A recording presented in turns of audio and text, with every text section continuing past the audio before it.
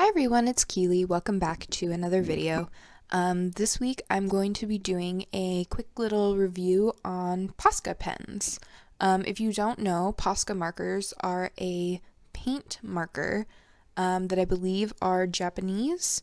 And I think they're called either Uni or Uni Posca. I don't know how you say it, and I've heard people say it different ways. Either way, they are paint markers.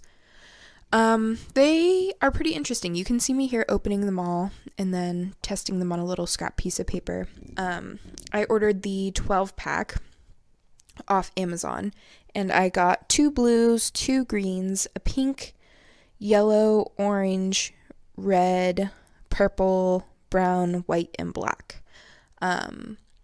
But yeah, I had seen people using these a lot on Instagram, and I thought that they just looked so cool. Like, the effect that people were getting with them was really neat because it's opaque like acrylic or gouache or something like that, but it's not thick like acrylic, and it's not movable afterwards like gouache.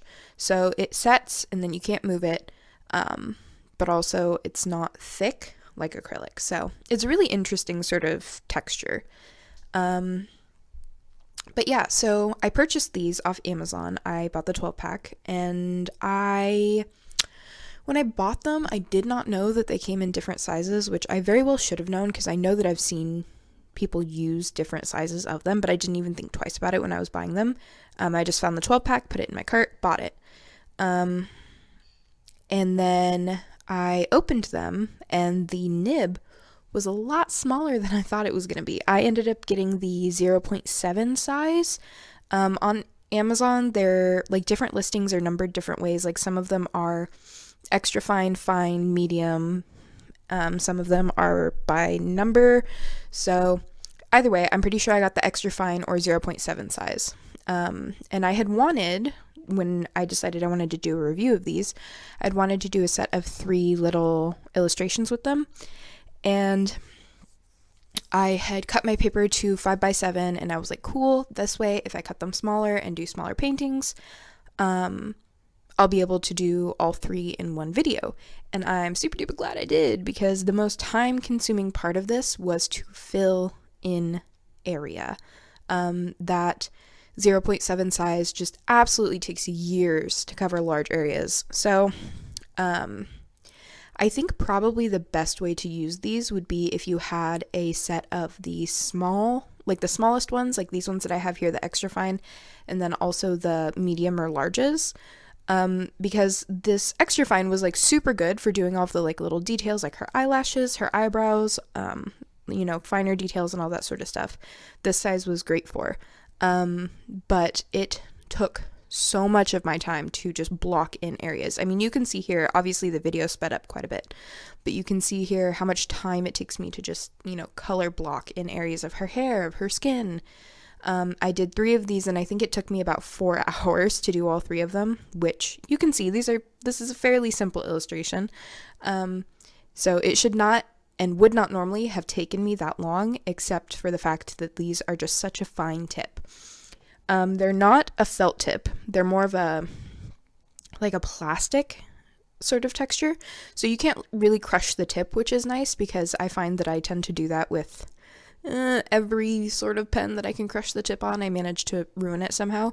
And then it gets all frayed and fat, and then it's hard to get small details in. But this actually, I didn't have that problem with these because it's a plastic tip that dispenses the paint.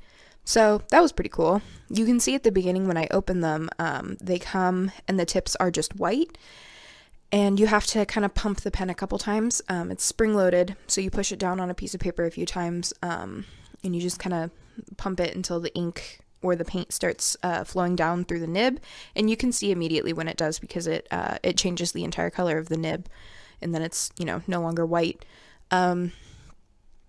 So yeah, I think that's probably just to keep things like clean and sanitary while they're stored and shipped, and maybe also so that they don't dry out. Not 100% sure, but I saw some reviews saying that they came all dried up already, and I'm pretty sure it's because people didn't know that you have to pump them. You have to do that with a lot of different kind of pens, like other paint pens, grease pens, that sort of stuff. You normally have to pump the tip to get the ink flowing, so just so you're aware, you have to do that. But to be honest with you, I really liked these. These were a lot of fun to use. It's a similar but different medium than a lot of paints. It's similar in the fact that, like, you know, it is wet like paint, and it is opaque like other paints I talked about before, but it's distributed through a pen, which is interesting. And yeah, it was just a really cool experience. Oh, also, let me just take this opportunity to say this video is not sponsored. I just really wanted to try these, and I figured if I was going to buy them, I may as well review them. And talk a little bit about them, because I didn't know much about them beforehand. I had seen people say how good they were, but I was kind of wishing that I had seen a review from someone that I follow about them. So I figured if I was going to buy them, I may as well review them for you guys. So this is that. But yeah, I would actually super recommend these. They're not too expensive. I think I paid $18 for a 12-pack. And then the 24-pack, I think, is about $50 on Amazon. So they're not cheap like a Crayola marker, but they're not expensive like a Copic. It's somewhere in between. And there was a point where I felt like it had started to dry up a little bit maybe, and these were the very first things I had done with these. This was me opening them and using them for the first time. And it had maybe started to feel a little dried up like the light blue one had. And I was like, are you kidding me? Like, is this already drying up? But I just pumped the pen a few more times, and I got the ink to flow back into the tip, and then I didn't have any problems with it.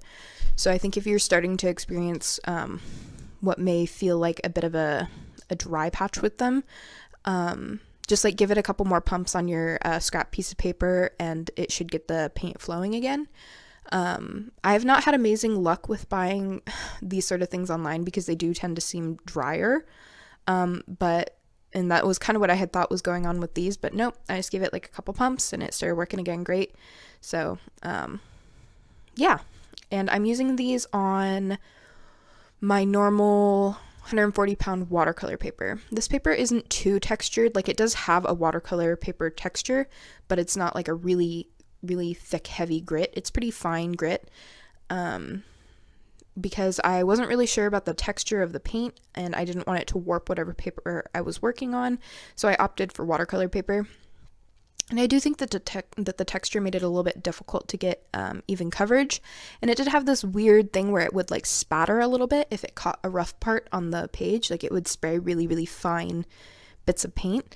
But that didn't bother me too much, and yeah, the paper held up pretty well. But I do think that you could probably get away with using these on marker paper. I think that would probably be ideal. I do think that trying to use these on normal sketch paper would probably wrinkle the paper at least a little, because it is paint, you know, it does dry down, it's a bit thick.